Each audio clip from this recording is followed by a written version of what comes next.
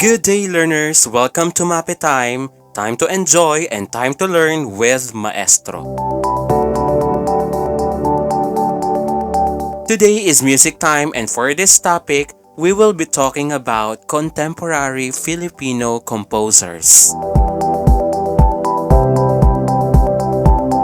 According to the national artist Ramon Santos, PhD, contemporary music in the Philippines refers to compositions that have adopted ideas and elements from 20th century art music in the West, as well as the latest trends and musical styles in the entertainment industry.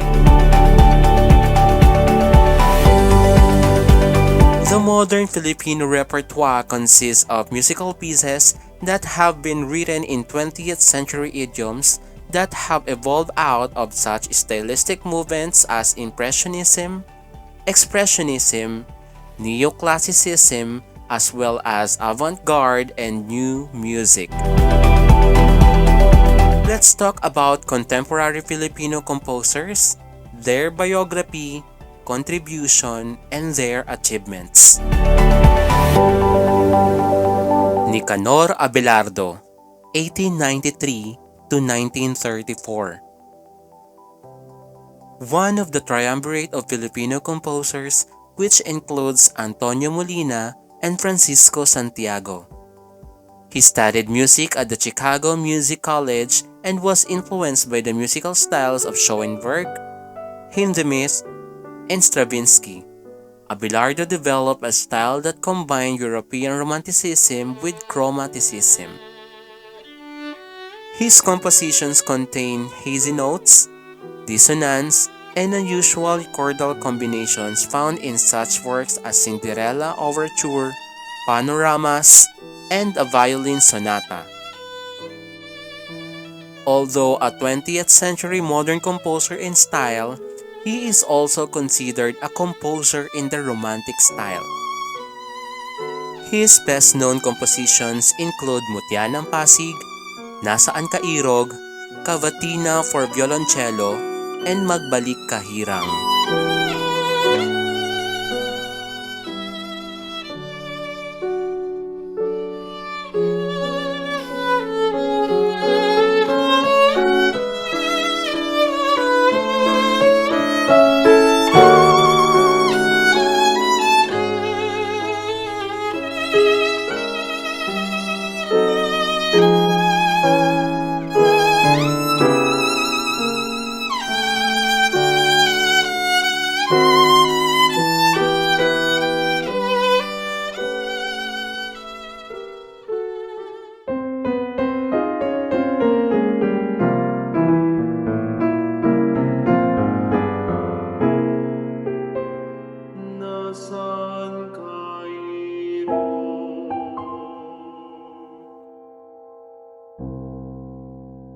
Nasaan ka, Irog, at dating napaparamang iyong pag-iiliw?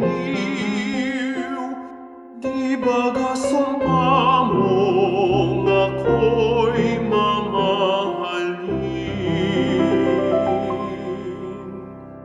Iyong itatanging magpahanggang libing. Subalit nasaan ang gayong pag-ibig?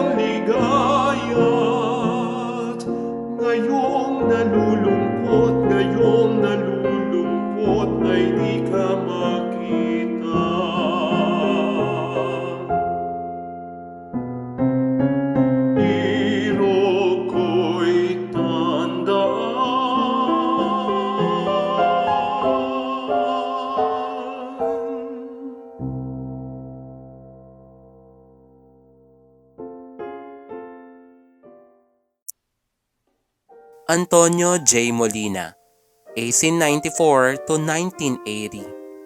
The first national artist for music, is considered one of the triumvirate of Filipino composers, which includes Nicanor Abelardo and Francisco Santiago. He began his music career as an orchestral soloist at the Manila Grand Opera House. He served as a Dean of Centro Escolar University Conservatory of Music from 1948 to 1970. He was also a faculty member of the University of the Philippines Conservatory, now College of Music. Molina was a product of both the Romantic and Impressionist schools of thought. He was fascinated by the dynamics and harmonies of Debussy, but retained much of the Romantic style in his melody. A characteristically impressionist work in his piano work Malikmata or Transfiguration. The mysteriously exotic chords of this piece gradually lead to a lyrical melody with the traditional harmonies abruptly returning to the initial mood. Molina wrote several compositions for piano, violin, and voice as well as a Spanish-style opera known as the Zarzuela. He is best known for his poignantly romantic serenade for violin and piano Hatinggabi. Subsequent transcriptions of this piece were written for the cello, flute, piano, and guitar. Other works by Molina include orchestral music such as Misa Antoniana, Grand Festival Mass, Ang Batingaw, Kundiman Kundangan, chamber music such as String Quartet, Kung sa Iyong Gunita, and Pandangguhan, and vocal music such as Amihan, Awit ni Maria Clara, and Larawan nitong Pilipinas. He received the National Artist for Music Award in 1973. He passed away on January 29, 1980.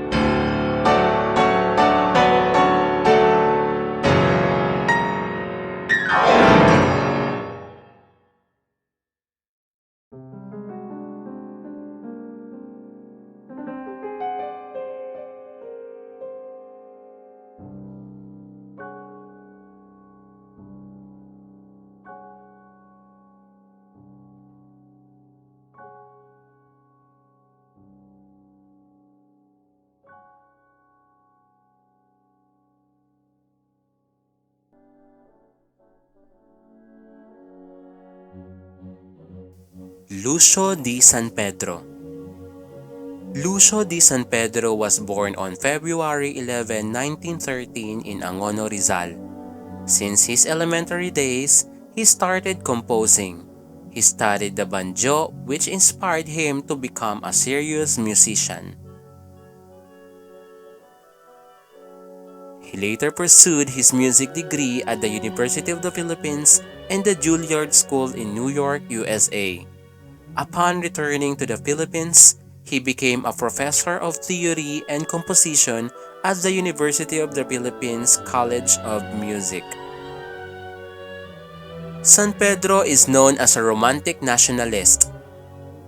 He incorporated Philippine folk elements in his compositions with Western forms and harmony. His chords have a rich expressive tonality, as represented in his well-loved Sa Ugoy ng Duyan, a lullaby melody sung by his mother.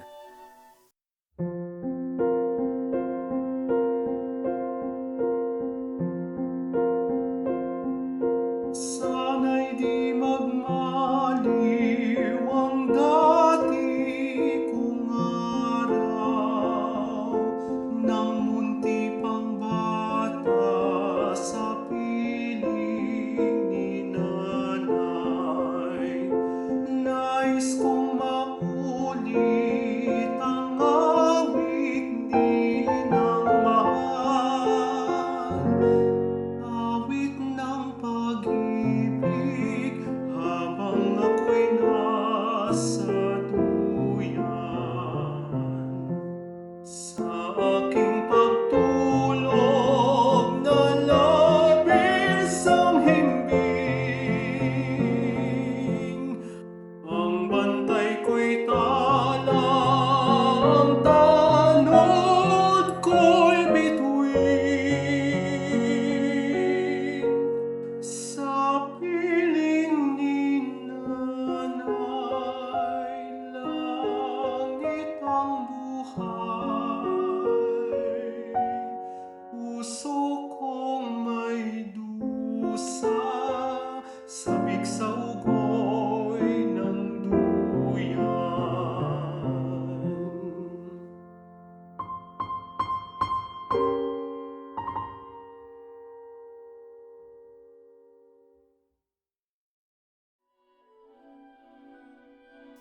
His orchestral compositions are best represented by the Suite Pastoral on 1956, a poetic oral description of his hometown Angono, and his nationalistic symphonic poem Lahing Kayumanggi on 1962.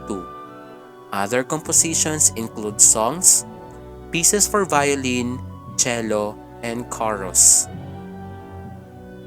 His works for the symphonic band was where he was the prolific and productive both as a composer and conductor. His musical prowess was internationally recognized when he was invited to be a judge at the prestigious Van Cliburn International Piano Competition in 1980. He was declared National Artist for Music in 1991 and passed away on March 31, 2002.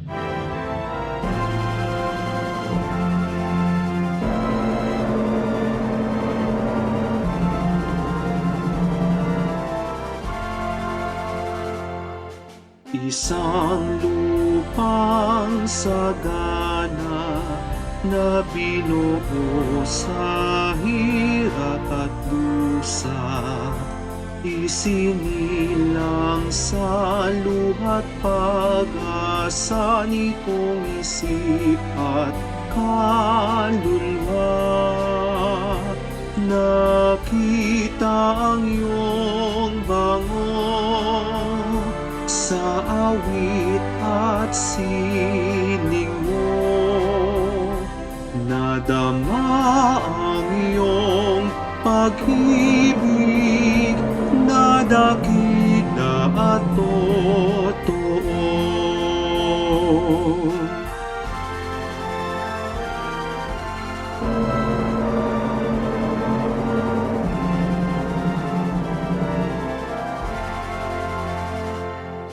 Ikaw nga ang bayan ko, aking bayang Anggono, pinagpala ng may kapal, na sa'yo ay lumalang, sa bundok, bukid at dagat, sa payak na tahanan mo, iniukit ang ugat ng isang tunay na Pilipino. Francisco F. Feliciano. Francisco F. Feliciano, avant-garde composer and conductor for band and chorus, was born on February 19, 1942, in Morong, Rizal. His first exposure to music was with the Morris Band, a brass ensemble established and owned by his father, Maximiano Feliciano. He started his music career in the high school band where he played the cymbals and the clarinet. Feliciano obtained his teacher's diploma in composition and conducting at the Conservatory of Music, University of the Philippines in 1964, and a Bachelor of Music degree major in composition in 1967. Subsequent degrees include a Master of Music Composition from the University of the Philippines, a Diploma in Music Composition from the Hochschule der Künste in Berlin, Germany, and a Master of Musical Arts and Doctorate in Music Composition from Yale University School of Music, USA. He studied composition with Jacob Drachmann, Isang Yun, Heinz Werner Zimmermann, and Christoph Penderecki. Feliciano became the choir conductor and instructor in music fundamentals at St. Andrew's Seminary in Quezon City. He became an instructor at the UP Conservatory of Music and conducted the UP Symphony Orchestra. He was the musical director of the movie Ang Bukas Ay Atin and provided orchestration for a number of musical productions including My Fair Lady and various Philippine productions.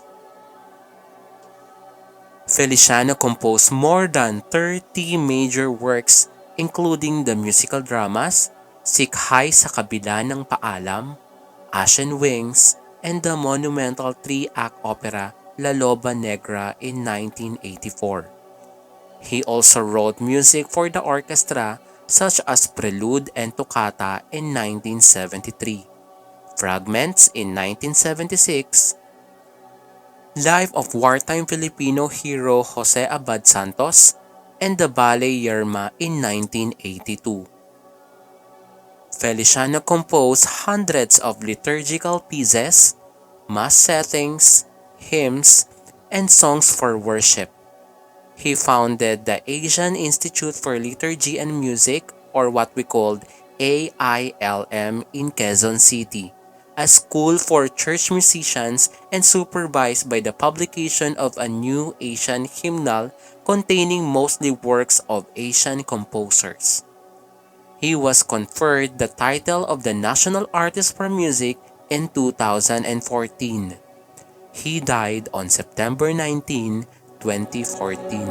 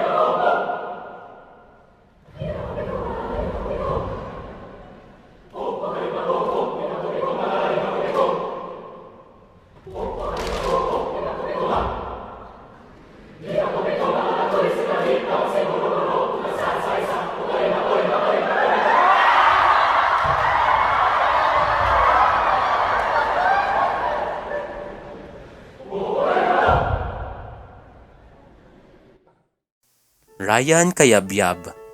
Ryan Cayabyab is a popular contemporary composer who also has classical compositions to his credit, such as Misa, 4 poems for soprano and piano, and Te Deum. His style makes much use of syncopation, chords, and chromatic harmony. Among his numerous compositions are the award-winning Kay Ganda ng Ating Musika in 1978 as well as the modern zarzuela Alikabok in 2003. The opera Spolarium with libretto by Fides Cuyugan Asensio and a variety of choral pieces and song cycles. He also produced a number of recordings, including the memorable album 1, where he personally sang the unaccompanied songs on different tracks to produce 16 voices. Cayabyab was born on May 4, 1954 in Manila. He obtained his Bachelor of Music degree at the University of the Philippines College of Music, after which he became a faculty member for composition at the same university. He also served as the executive and artistic director of the San Miguel Foundation for the Performing Arts, which oversaw the operations and of the San Miguel Philharmonic Orchestra and the San Miguel Master Choral.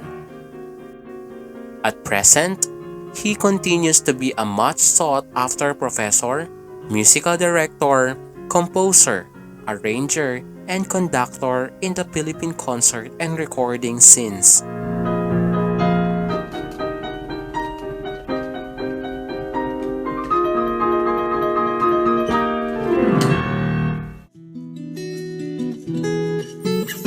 Buhos na ulan aking mundo'y tunuring tuluyan.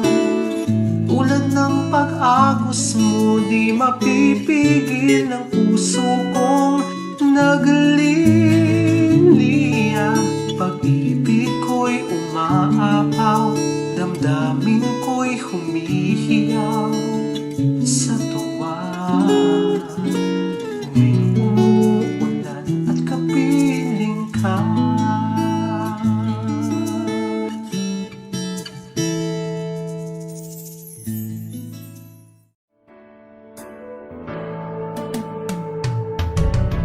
Magmula nang ako'y natutong umawi, bawat sandali aking pilit mabatid. Ang himig na maituturing atin, mapupulit pagkat puputangin. Di marami ang di magsasabi, eto na inyong dinggin.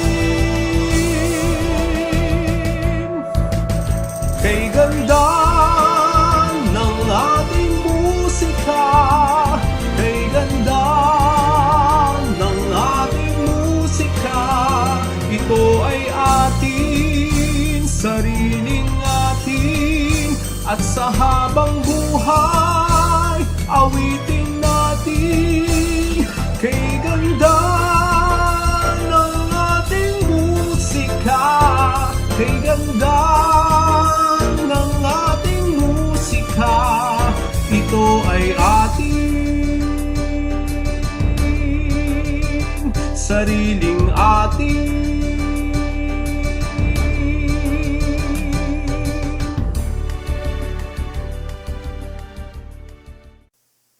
Lucrecia R. Kasilag, 1918 to 2008, National Artist for Music. Lucrecia R. Kasilag was born in San Fernando, La Union on August 31, 1918. She went to Manila to pursue a degree in music at the Philippine Women's University. She then obtained her master's degree from the Eastman School of Music in New York, USA. Her compositions were influenced by her professors Irving Mackhose and Wayne Barlow. Kasilag compositions demonstrated a fusion of Eastern and Western styles in using instruments, melody, harmony, and rhythm. She is particularly known for incorporating indigenous Filipino instruments into orchestral productions. She composed for indigenous Muslim instruments and Western instruments. The Legend of the Sarimanok in 1963, composed for chamber orchestra and Philippine ethnic instruments. Divertisement and Concertante in 1960. Compositions for piano and orchestra combining Western and Eastern forms, harmonies, and intervals. And Dularawan in 1969. A musical drama combining a dance solo with a chorus and an ethnic orchestra. Her other works include compositions for piano, instrumental ensemble, and chorus. She was equally admired in the academy as a former dean of the College of Music and Fine Arts at the Philippine Women's University. In the cultural field, she was the president of the Cultural Center of the Philippines. In the dance circles, she was the president and music director of the Bayanihan Dance Company. She also served as chairman of the Asian Composers League and the League of the Filipino Composers. She is credited for having written more than 200 musical works, ranging from folk songs to opera to orchestral works, which she continued to compose for the rest of her life. For all these outstanding achievements, she was conferred the title of National Artist for Music in 1989. She passed away in Manila in August 2008.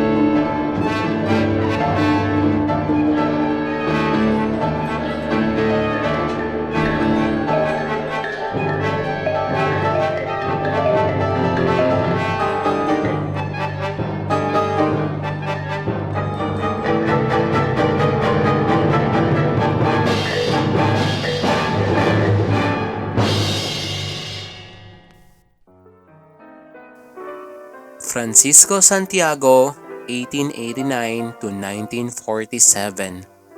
Francisco Santiago is known as the father of the Kundiman and belongs to the triumvirate of the Filipino composers. He finished his music specialization at the American Conservatory of Music in Chicago, where he obtained his doctorate degree in 1924. Santiago's music was romantic in style, incorporating Western forms and techniques with folk materials. He composed several works such as kundiman, symphonies, piano concertos, and other music pieces for the piano, violin, and voice. Among his famous works are Pakiusap, Madaling Araw, Sakali Man, Hibik ng Pilipinas, Ano Kaya ang Kapalaran, and Kundiman, which is Anak Dalita. This piece was sung before the royal court of Spain upon the request of King Alfonso II. He was also a musical director for films. Among the films whose music he supervised are Kundiman, Leron-Leron Sinta, Madaling Araw, Manilenya, and the movie inspired by his own composition, Pakiusap. He became the first Filipino director of the UP Conservatory of Music.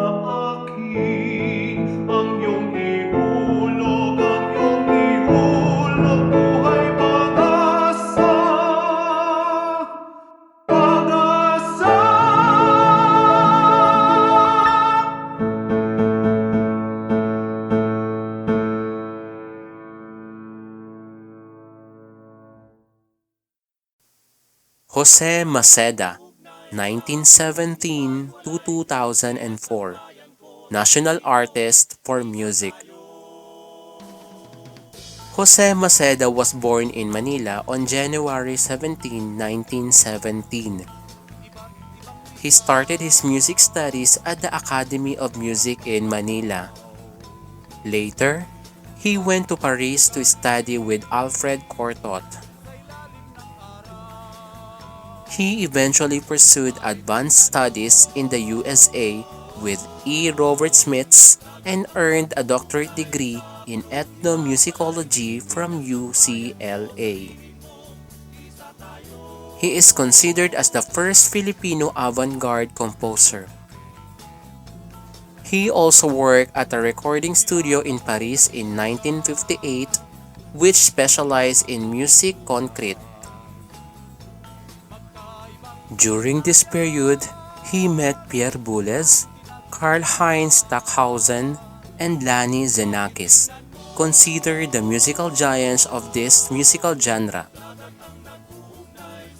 Maceda served as professor of piano and musicology at the College of Music, University of the Philippines from 1952 to 1990.